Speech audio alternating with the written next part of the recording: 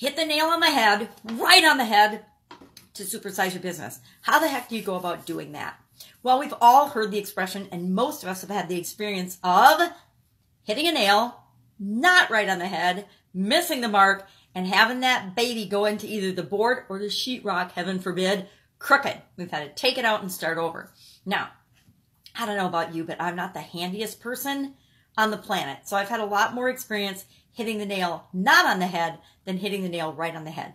But I've also had the experience of knowing that when I hit it right on the head, it goes exactly where it's supposed to. It goes exactly into whatever the project or the surface is that I'm trying to hang something up on. Now, sheetrock, I use tacks for, and I hang up light things. I don't hang up heavy things. That is my way around that in my personal life.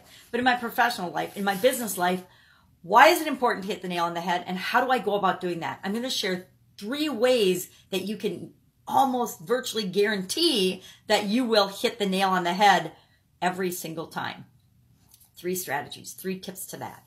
But first, let's talk about what does hitting the nail on the head even mean? It means delivering your message, describing something to your perfect prospect, your ideal client, or your customer, your existing customer, in such a way that they so get it, they understand completely what it is that you're trying to communicate. How can we do this? Well, we want to do this in the words that we use, the way we describe things. We want to do this in the offers that we make to them, the products and the services that we're providing them with. We want to make sure that they match what they really want, not necessarily what it is that we want to sell them, right? So we might have a product or service that we love and adore. We should love and adore our products or services. But if we're not offering that and communicating that in such a way that our ideal clients or that our customers can understand and want to take advantage of it, we're missing the mark. We're nailing that into the board crookedly, and we're going to have problems. The picture's not going to stay on the wall, right? It's going to fall off. Actually, my Wonder Woman lady fell off on my head during a video one time. So it's important to do things straight, to do things right, and right is defined by, in this case, our customer, by our potential client or our potential customer, our perfect prospect, our dream client, our existing customers. They're the one that define what right is. We might think right is one thing, and they might think right is another thing. And if they think right is something else, or perfect for them is something else, guess what? If our competition provides that righter to them, they're going to win the business. We're not. So we want to make sure that our offers, our products and services are communicated in such a way that our ideal customers get it, that they understand what we're trying to offer them, and that it really is what they want. Excuse me, I got a tickly throat today. So for example, in my Italian food manufacturing business, how did I come up with different flavors of, we made ravioli, we made handmade ravioli. How do we come up with different flavors for that? Excuse me. In order to determine if that was something that would sell or not, and if people would want to consume and buy and eat.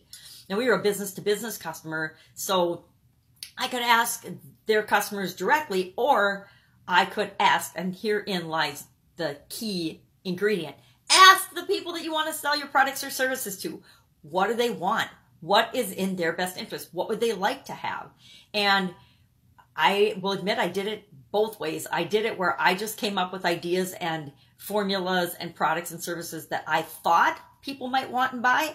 And guess what? A lot of times I was dead nuts wrong. I would pick the wrong variety, the wrong flavors, the wrong whatever, because it wasn't really what people wanted. But when I asked, guess what? They told me exactly what they wanted. That's how we developed our lobster ravioli. That's how we developed our, okay, I made caramel ravioli just because I wanted to, and they were delicious. But I never sold them commercially. I just made them for special people. Chocolate and caramel ravioli. Unbelievably yummy. But I made that for me, not to be commercially viable.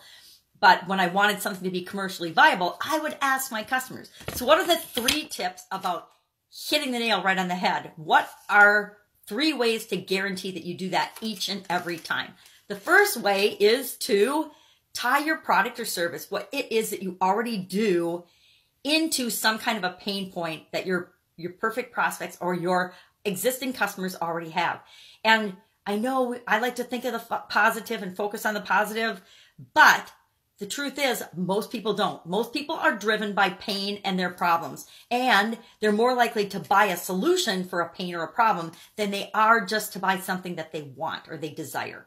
So if you can tie your product or service into a pain point or a problem that your product or service offers a solution to, that is going to speak. And then if you can communicate it in words and ways that reach your customer, that they get, that are right for them, hint, hint, use their own words and descriptions and terminology, the way they would describe things, you're going to hit the nail right on the head.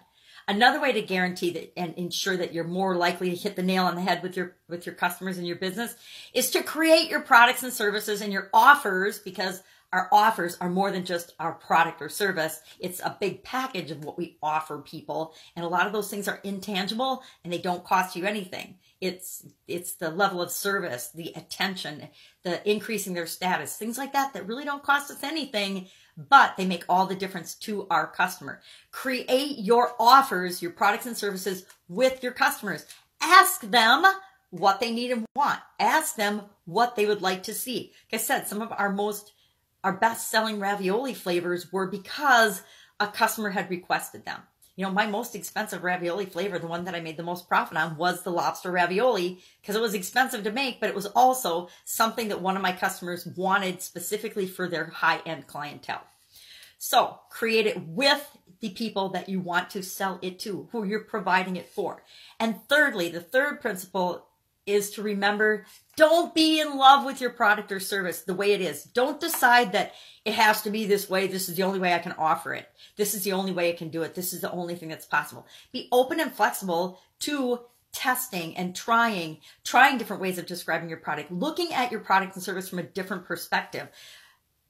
Don't be in love with your product or service. Be in love with the results that your product or service can get for your customers, for your clients, the people that you're here to serve. If you do those three things, you will hit the nail on the head and supersize your business. That's it. Go out, make it an awesome day. And I'll, of course, be with you tomorrow with another supersize your business tip, trick, or strategy or system that you can put in place to grow and create the business that you love so that you can have the life that you are here to live.